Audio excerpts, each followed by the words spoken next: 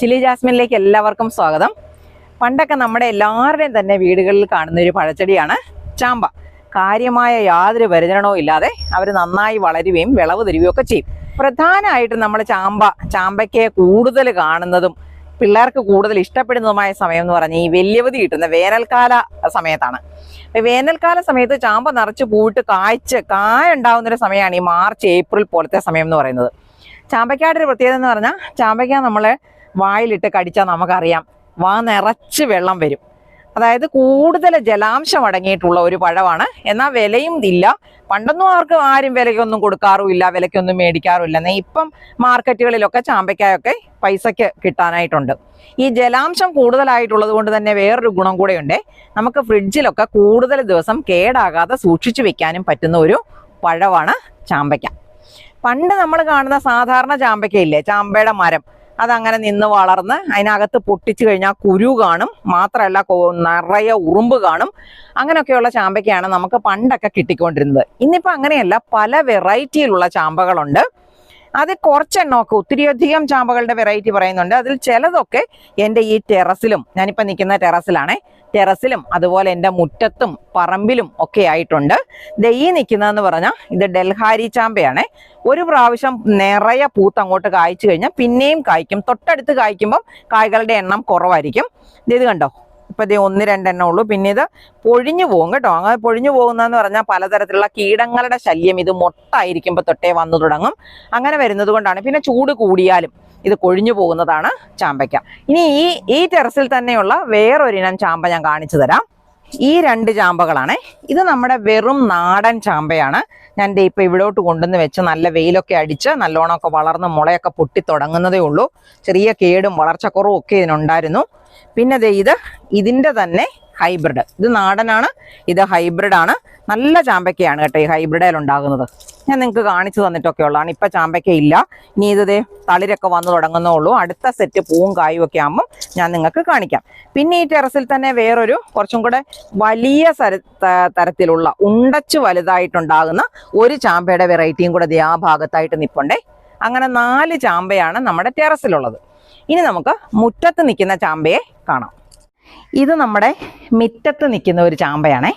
മുറ്റത്ത് ഞാൻ ചട്ടിക്കകത്ത് ചാമ്പ പിടിപ്പിച്ചിരിക്കുന്നതാണ്. പണ്ടൊക്കെ ആണെങ്കിൽ നമ്മൾ മുറ്റത്തെല്ലാം ചെടികൾ മാത്രമല്ലേ നട്ടു വളർത്തുന്നത്. ഇതിന് ഞാൻ ഈ ഫലവൃക്ഷങ്ങളും കൂടി, ഇവിടെ ഇപ്പം പേരയുണ്ട്, ലോങ്കനുണ്ട്. ഇതൊരു ചാമ്പയായിരുന്നു കേട്ടോ. അപ്പം ഈ ചാമ്പയുടെ ഒരു കാര്യം കാണിച്ചു തരാം ഞാൻ നിങ്ങൾക്ക്. ഞാൻ ഈ സ്റ്റൂളിലോട്ട് എടുത്ത് വെക്കട്ടെ. കണ്ടോ, ഇതല്ലേ അവിടെ എവിടെയൊക്കെ ആയിട്ട് കായ്കൾ ഉണ്ടായി തുടങ്ങിയിട്ടുണ്ട്. അപ്പം ഞാൻ ഈ കായ്കളെ കാണിച്ചു തരാം. ഇതുപോലെ കണ്ടോ, ഇതൊരു പ്രത്യേക ഷേപ്പിലെ, ഈ ഷേപ്പിലുള്ള ചാമ്പയ്ക്ക എനിക്കില്ലിവിടെ. കാണുന്നുണ്ടോ? കണ്ടോ, ഒന്നും ആയിട്ടില്ല. ഇതേലോട്ട് കയറി ചുമപ്പ് വന്ന് തുടങ്ങുന്നതേ ഉള്ളൂ. എല്ലായിടത്തും ഒരേപോലത്തെ ചുവപ്പ് കളറായതിന് ശേഷവും ഒരു 10 ദിവസത്തിനും കൂടെ ശേഷമാണ് പറിക്കേണ്ടത്. എന്നാലേ നല്ല ടേസ്റ്റ്, അതിൻ്റെ മുഴുവനായ ടേസ്റ്റ് നമുക്ക് മനസ്സിലാകത്തുള്ളൂ. അങ്ങനെ അവിടെ ഒരു കൊലയുണ്ട്, അതുപോലെ ഇവിടെ ഒരു കൊലയുണ്ട്. അത് അത്രയും തന്നെ ആയിട്ടില്ല. ഇത് കണ്ടോ, ഇതെത്ര, ഈ കൊലയിൽ 1, 2, 3, 4, 5 എണ്ണം ഉണ്ട്. അപ്പോൾ പാവം ഇവിടെ കിടന്നോട്ടെ, ഞാൻ കെട്ടിയിടാൻ പോവാണേ. പിന്നിപ്പം നമ്മളിപ്പോൾ 2 എണ്ണം കായായത് കാണിച്ചില്ലേ. ഇത് കൂടാതെ ഇങ്ങോട്ട് നിൽക്കി, കണ്ടോ ചാമ്പയുടെ മുട്ട് കണ്ടോ. അതുപോലെ ഇവിടെ ചാമ്പയുടെ മുട്ടുണ്ട്. അതുപോലെ ഈ ഭാഗത്ത് ഇത് കണ്ടോ, ഈ കമ്പ് കണ്ടോ. അങ്ങനെ ഇതിൻ്റെ അവിടെ ഇവിടെ എല്ലാം തന്നെ ചാമ്പുമുട്ടുണ്ട്. അപ്പം നമ്മൾ മനസ്സിലാക്കേണ്ടത് എന്നാന്ന് വെച്ചാൽ ഏകദേശം എല്ലാ സമയത്തും സീസൺ ഇല്ലാതെ കായ്കൾ തരുന്ന ഒരു ചാമ്പയാണിത്. ഇതൊരു തായ്വാൻ ചാമ്പയാണ് കേട്ടോ. തായ്വാനെന്നോ തായ്ലൻഡെന്നോ ഒക്കെ നമുക്ക് പറയാം. അങ്ങനത്തെ ചാമ്പയാണ്. ആ ചാമ്പയ്ക്കയുടെ ഷേപ്പ് കണ്ടല്ലോ. അത് പാകമാകുമ്പോൾ ഒരു ചാമ്പയ്ക്ക എന്ന് പറയുന്നത് 100 ഗ്രാമിലധികം വരും. എത്രയുണ്ടെന്ന് ഞാൻ പാകമായി കഴിയുമ്പം നിങ്ങളെ കാണിക്കുമ്പം അതിൻ്റെ വെയിറ്റും കൂടെ നോക്കിയിട്ട് പറയാം. പിന്നെ ഇതിന് നമുക്ക് കൃത്യമായ വെയിറ്റ് അത്രയേ ഉള്ളൂ എന്ന് പറയാൻ പറ്റത്തില്ല. ഇത് ആദ്യമായിട്ടുണ്ടാകുന്നതാണ്, ചട്ടിക്കകത്ത് വെച്ചിട്ടാണ്. അപ്പോൾ നമുക്ക് എന്നാലും എത്രയുണ്ട് എന്ന് നമുക്ക് നോക്കാം. അപ്പോൾ ഈ ചാമ്പയെന്ന് പറഞ്ഞാൽ ഞാൻ ഇവിടെ നട്ടുപിടിപ്പിച്ചിട്ട് ഒരു 6 മാസത്തോളം സമയം കൊണ്ട് തന്നെ ഇത്രയും കായ്കളുണ്ടായ ഒരു ചാമ്പയാണേ. അപ്പോൾ ഇതേ രീതിയിൽ ഇപ്പം ഞാൻ ഈ പാത്രത്തിനകത്ത് നട്ടിരിക്കുന്ന അതേ രീതിയിൽ ഇവിടെ ഇരിക്കുന്ന മറ്റൊരു ചാമ്പത്തയ്യെ ഞാൻ നട്ട് കാണിക്കാം. ആ നടീലിൻ്റെ രീതിയിലെ വ്യത്യാസം കൊണ്ടായിരിക്കാം അത് വളരെ വേഗത്തിൽ കായ്കൾ ഉണ്ടാക്കി തന്നത്. അപ്പം നമ്മളിപ്പോൾ കാണിച്ച ചാമ്പ നട്ടിരിക്കുന്ന അതേപോലെ തന്നെ ഉള്ള ഒരു ചട്ടിയാണ് ഞാൻ ചാമ്പ നടാനായിട്ട് എടുത്തിരിക്കുന്നത്. അതിനകത്ത് 2 വലിയ ഹോളാണ് ഞാൻ ഇട്ട് കൊടുത്തിരിക്കുന്നത്. ഏത് സൈസിലുള്ള ഹോളാണെങ്കിലും ഹോള് നമ്മൾ അടച്ചു വെക്കണം, അല്ലെങ്കിൽ ഇതിനകത്തെ മണ്ണും വളവും ഒക്കെ ഈ ഹോളിൽ കൂടെ ഒഴുകി നഷ്ടപ്പെട്ടു പോകാനുള്ള സാധ്യതയുണ്ട്. 2 കല്ല് ഉപയോഗിച്ച് ഇത് കണ്ടോ, ഇങ്ങനെ നമ്മൾ അങ്ങോട്ട് അടച്ചു വെക്കും കേട്ടോ.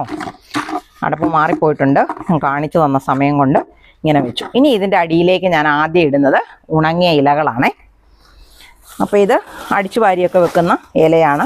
അങ്ങനെ വെക്കുന്ന ഇല മതി നമുക്ക് ഇതുപോലെ ചെയ്യാനായിട്ട്. അപ്പോൾ ആദ്യം കുറച്ച് ഇലകളിട്ടു. കണ്ടോ, ഇതേപോലെ ഇതെന്നാണ് എന്തോ പച്ചസാന ഇട്ട് കഴിഞ്ഞാൽ ചിലപ്പോൾ അത് അവിടെ കിടന്ന് കിളുത്ത് വരും. ഈ ചെടിയാണ്, ഈ ചാമ്പയാണ് നമുക്കിനി മാറ്റി നടാനുള്ളത്. ഇത് ബാലിച്ചാമ്പയാണ് കേട്ടോ, ബാലിച്ചാമ്പയാണ്. ഇതിവിടെ എഴുതിയിട്ടുണ്ട് കണ്ടോ, ബാലിച്ചാമ്പയാണ്. നല്ല ചുവപ്പ് നിറത്തിലുള്ള കായ്കൾ ഉണ്ടാകുന്നതാണ്. ബാലിച്ചാമ്പ വീട്ടിലുള്ളവരാണെങ്കിൽ എനിക്കൊന്ന് കമൻറ്റ് ചെയ്യണേ. ഞാൻ ആദ്യമായിട്ടാണ് ഈ ബാലിച്ചാമ്പ ഇവിടെ നടുന്നത്. അപ്പം ഞാൻ ഇതിൻ്റെ ചൂടൊന്ന് പൊട്ടിച്ചു കൊടുക്കണം. അതിന് മുന്നേ ഞാൻ ഇതിനകത്ത് കുറച്ച് വെള്ളം ഒഴിക്കട്ടെ. ചുവട് മാറ്റുന്നതിന് മുന്നേ തന്നെ നമ്മൾ കുറച്ച് വെള്ളം ഒഴിച്ചു വെക്കുക, നനയട്ടെ. അപ്പം മണ്ണ് നല്ലോണം കുതിർന്നു വരും. കുതിർന്നു വന്നതിന് ശേഷം നമുക്ക് മാറ്റാം. കീറിക്കളയുവാണേ. ഇളക്കിയെടുക്കാൻ പറ്റുമെങ്കിൽ കുഴപ്പമില്ല, പക്ഷേ ഇത് ഇച്ചിരി വലിയ കവറായതുകൊണ്ട് നമുക്ക് ഇതിനകത്തൊന്ന് ഊരിയെടുക്കാനായിട്ട് ബുദ്ധിമുട്ടായിരിക്കും. കണ്ടോ, ഇതേപോലെ അങ്ങോട്ട് എടുത്തിട്ട് നോക്കട്ടെ, പൊക്കിയെടുക്കാവുന്നേ, എന്നാൽ നല്ലതായിരുന്നു. ചിലപ്പോൾ മണ്ണോട് കൂടി അങ്ങ് അടന്നു പോവും, അങ്ങനത്തെ ഒരു പ്രശ്നം വരും. നല്ലപോലെ വേര് പിടിച്ചിട്ടുണ്ട് കേട്ടോ. ദേ ഈ അടി വരെയും നല്ല വേരായിട്ടുണ്ട്. അപ്പം നമുക്ക് ചെയ്യാൻ പറ്റുന്നതെന്ന് പറഞ്ഞാൽ നല്ല കനമുണ്ട് കേട്ടോ, കൂടുതൽ മണ്ണുള്ളതുകൊണ്ട് ഞാൻ ഇവിടോട്ട് വെച്ചിട്ട് ഈ മണ്ണിനെ ഒന്ന് ഞെക്കി ഉടയ്ക്കാൻ പോവുകയാണേ. പറ്റുന്നത്ര മുകളിലോട്ടൊക്കെ അതേ കണ്ടോ മണ്ണ് ഇളക്കമുണ്ട്, താഴോട്ട് നല്ലോണം വേരും വന്നിട്ടുണ്ട്. അപ്പം നമുക്ക് കുറച്ച് മണ്ണൊന്ന് ഇളക്കി ഉടച്ചിട്ട് ഇത് വെച്ചിട്ടൊന്ന് പൊട്ടിച്ചു കൊടുക്കാം. നല്ല ഇളക്കമുള്ള മണ്ണിലാണ് കേട്ടോ, മൊത്തം മണ്ണ് കളയണമെന്നൊന്നുമില്ല. ദേ ഇങ്ങനെ കളഞ്ഞിട്ട് ഞാൻ ഇതിൻ്റെ ചൂടോടുകൂടി, ഇത് ഇവിടെയൊക്കെ നല്ല വേരുണ്ട് കേട്ടോ, ആ വേരോടുകൂടി നമ്മൾ ഈ ചട്ടിയുടെ നടുക്കോട്ടായിട്ട് വെക്കുവാണേ. ഏറ്റവും അടി കരിയിലല്ലേ ഇട്ടെ, കരിയിലയുടെ മുകളിലോട്ട് നമ്മൾ ഈ ചെടി മാത്രം എടുത്ത് വെക്കുക ചെയ്തത്. അതുകൊണ്ട് ഞാൻ കുറച്ച് മണ്ണ് നമ്മളിവിടെ ഉണ്ടാക്കുന്ന പോട്ടിംഗ് മിക്സ് ഒരു കുറച്ച് മാത്രം ഇതിനകത്തേക്ക് ഇട്ട് കൊടുക്കുക. എല്ലാ സൈഡിലോട്ടും ആക്കി കൊടുക്കണം കേട്ടോ. നമ്മുടെ ഈ ചെടിയുടെ വേര് ചെന്ന് മുട്ടുന്ന എല്ലാ ഭാഗത്തോട്ടും നമ്മുടെ പോട്ടിംഗ് മിക്സ് വരത്തക്ക രീതിയിൽ ഇട്ട് കൊടുക്കണം. ഇതൊരു പേപ്പറാണ്, പേപ്പർ ആയതുകൊണ്ട് അതിനകത്ത് കിടക്കുന്നതുകൊണ്ട് കുഴപ്പമൊന്നുമില്ല. ഇനി ഞാൻ ചെയ്യുന്നത് എന്നാണെന്നറിയോ, ഇത് ഒരു പഴച്ചെടിയാണല്ലോ. പഴച്ചെടികൾക്ക് പെട്ടെന്ന് വേര് പിടിക്കാനും പൂക്കൾ വരാനും ഒക്കെ ആയിട്ട് നമ്മളിത് ഒരു പിടി എല്ലുപൊടിയാണ് കൊടുക്കുന്നത് കേട്ടോ. കുറച്ച് മതി, എല്ലുപൊടി ഒത്തിരി അധികം ഇട്ട് കൊടുക്കേണ്ട ആവശ്യമില്ല. അപ്പം കുറച്ച് എല്ലുപൊടി ഇട്ട് കൊടുത്തു. അതിനകത്തേക്ക് ഈ ഒരു കുറച്ച് ചാരവണേ. ഇങ്ങനെ നിങ്ങൾ ചെയ്ത് കൊടുത്തു നോക്കിക്കോ, അപ്പം നിങ്ങൾക്കറിയാം അതിൻ്റെ പ്രത്യേക ഗുണം. ആ ഗുണം കിട്ടുമ്പോഴാണ് നമ്മളിത് ഇങ്ങനെ ചെയ്താൽ നല്ലതാണോ, ഇങ്ങനെ ചെയ്യാവോ എന്നൊക്കെ നമ്മൾ മനസ്സിലാക്കുന്നത്. അപ്പം ഞാൻ എല്ലുപൊടി ഇട്ടിട്ടുണ്ട്, ചാരം ഇട്ടിട്ടുണ്ട്, പിന്നെ ഇത് കുറച്ച് ചാണകപ്പൊടിയാണ്. ചെടിയുടെ വളർച്ചയ്ക്ക് വളരെ നല്ലതാണ് എല്ലാ ഇനം കമ്പോസ്റ്റ് വളങ്ങളും. അപ്പം എൻ്റെ അടുത്തുള്ള കമ്പോസ്റ്റ് വളം എന്ന് പറയുന്നത് ചാണകപ്പൊടി ആയതുകൊണ്ടാണ് ഞാൻ ഇതിനകത്തേക്ക് ഇട്ട് കൊടുത്തിരിക്കുന്നത്. ഇനി ഇതൊന്ന് മൂടാനും മാത്രം കുറച്ച് മണ്ണ് ഇതിൻ്റെ ചുവട്ടിലോട്ട് ഞാൻ ഇതിർക്ക് തണുപ്പ് കിട്ടാൻ, അതുപോലെ വെള്ളം പിടിച്ചു നിർത്താൻ വേണ്ടിയിട്ട് ഒരു 2-3 ചെറിയ തേങ്ങ പൊതിച്ച തൊണ്ടിൻ്റെ കഷ്ണങ്ങൾ വെച്ച് കൊടുക്കുന്നുണ്ടേ. എന്നിട്ടാണ് ഞാൻ ഇതിൻ്റെ മുകളിലോട്ട് മണ്ണ് കൊടുക്കുന്നത്. ഇപ്പം നമ്മൾ നോക്കിയാൽ ഇതിൻ്റെ വക്കത്ത് വരെ ഉണ്ടെങ്കിലും ഇതിൻ്റെ അടി മുഴുവനും കരികിലല്ലേ, അപ്പം ചെടി നല്ല താഴ്ച വരും.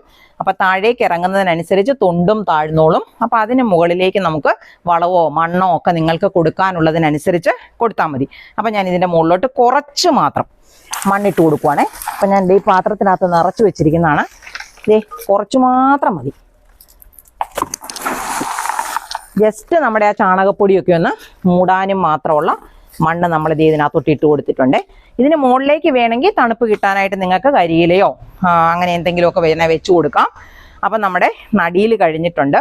ഇനി നമുക്ക് ഇതിൻ്റെ ചുവട്ടിലേക്ക് നമ്മളിപ്പം വളവും ഒക്കെ ഇട്ടിട്ട് പുതിയ മണ്ണും കരിയിലയൊക്കെ ഇട്ടിട്ട് നട്ടുപിടിപ്പിച്ചതല്ലേ, നല്ല പോലെ വെള്ളം ഇതിൻ്റെ ചുവട്ടിലോട്ട് ഒഴിച്ചു കൊടുക്കണം കേട്ടോ. ഏത് ചെടികൾക്ക് എപ്പോൾ നമ്മൾ വളം കൊടുത്താലും അതിൻ്റെ തൊട്ടു പുറകെ തന്നെ നല്ല പോലെ വെള്ളം കൊടുക്കാൻ ആരും മറന്നു പോകരുത്. അല്ലെങ്കിൽ വളത്തിൻ്റെ ചൂട് കൊണ്ട് ചെടിയും ചെടിയുടെ വേരുകളും ഒക്കെ നശിച്ചു പോകാനുള്ള സാധ്യത കൂടുതലാണ്. അപ്പം നമ്മൾ ഇതേ കണ്ടോ, ഇതിൻ്റെ അടിയിൽ കൂടെ വെള്ളം ഇറങ്ങി വരുന്നുണ്ടോ, ഇതേപോലെ. അപ്പം നല്ല നീർവാർച്ചയുള്ള മണ്ണായിരിക്കണം. വെള്ളം ഒരു കാരണവശാലും ചെടിയുടെ ചുവട്ടിൽ കെട്ടിക്കിടക്കരുത്. ഈ ചാമ്പയ്ക്കെന്ന് പറഞ്ഞാൽ നല്ല പോലെ വെള്ളം ആവശ്യമുണ്ട്. ചെടിയുടെ ചുവട്ടിൽ നനവ് എപ്പോഴും നിലനിൽക്കണം, എന്നാൽ വെള്ളം കെട്ടിക്കിടക്കാനും പാടില്ല.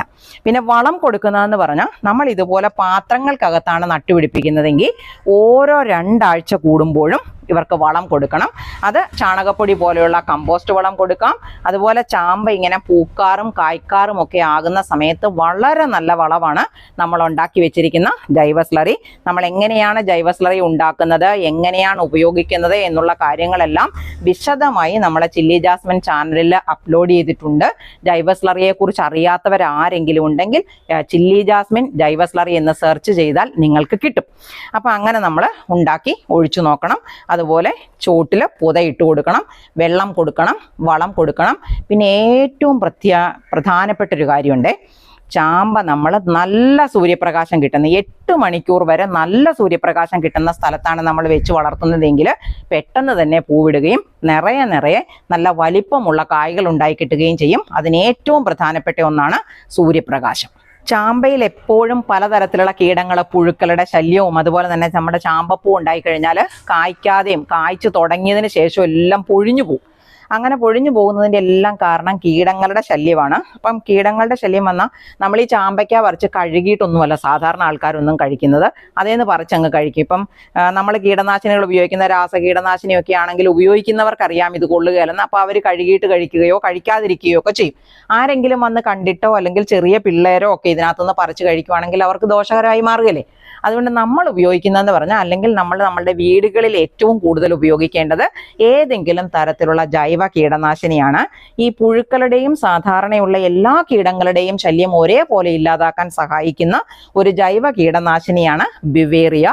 അത് പൊടിയുടെ രൂപത്തിലുമുണ്ട്, ഇതുപോലെ ദ്രാവക രൂപത്തിലുമുണ്ട്. ദ്രാവക രൂപത്തിലുള്ളതാണെങ്കിൽ 5 മില്ലിയാണ് നമ്മൾ 1 ലിറ്ററിലേക്ക് ഒഴിച്ചു കൊടുക്കുന്നത് കേട്ടോ.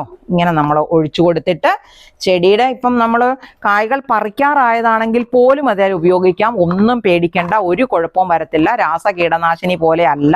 അപ്പം ഇങ്ങനെ നമ്മൾ കീടനാശിനിയെ സ്പ്രേ ചെയ്ത് കൊടുക്കുകയാണെങ്കിൽ പുഴുവും കീടങ്ങളും ശല്യങ്ങളും ഒന്നും ഉണ്ടാകാതെ നമ്മുടെ ചെടിയിലുണ്ടായ എല്ലാ മൊട്ടുകളും തന്നെ കായ്കളായിട്ട് നമുക്ക് വിളവെടുക്കാനായിട്ട് പറ്റും. ചാമ്പ വളർത്തുന്നവർക്കുള്ള ഒരു സൂപ്പർ ടിപ്പാണ്, ചാമ്പയ്ക്ക ഉണ്ടായി നമ്മൾ വിളവെടുക്കുമല്ലോ, ആ വിളവെടുക്കുന്നതിന് ഒരു 10 ദിവസം മുമ്പെയെങ്കിലും ചെടിക്ക് കൊടുക്കുന്ന വെള്ളത്തിൻ്റെ അളവ് കുറയ്ക്കണം. അല്ലെങ്കിൽ നിലത്തൊക്കെ വളർത്തുന്ന ചെടിയാണെങ്കിൽ വെള്ളവേ കൊടുക്കരുത്. അങ്ങനെയാണെങ്കിലേ ചാമ്പയ്ക്ക് നല്ല മധുരവും ടേസ്റ്റും കിട്ടത്തുള്ളൂ കേട്ടോ. നമ്മുടെ വീട്ടിൽ ചാമ്പ ഇല്ലാത്തവരാണെങ്കിൽ, ചാമ്പ വളർത്താൻ സ്ഥലമില്ലെന്ന് വിചാരിക്കുന്നവരാണെങ്കിൽ ഇതേപോലെ നട്ടു വളർത്താം. ഞാൻ ഈ പറയുന്ന രീതിയിൽ നിങ്ങൾ നട്ടു വളർത്തുകയാണെങ്കിൽ 6 മാസം കൊണ്ട് തന്നെ നമുക്ക് ചാമ്പയ്ക്ക വിളവെടുത്ത് കഴിക്കാനായിട്ട് പറ്റും. അപ്പോൾ ഇതേപോലെ മറ്റൊരു നല്ല വീഡിയോയുമായി നമുക്ക് അടുത്ത ദിവസം വീണ്ടും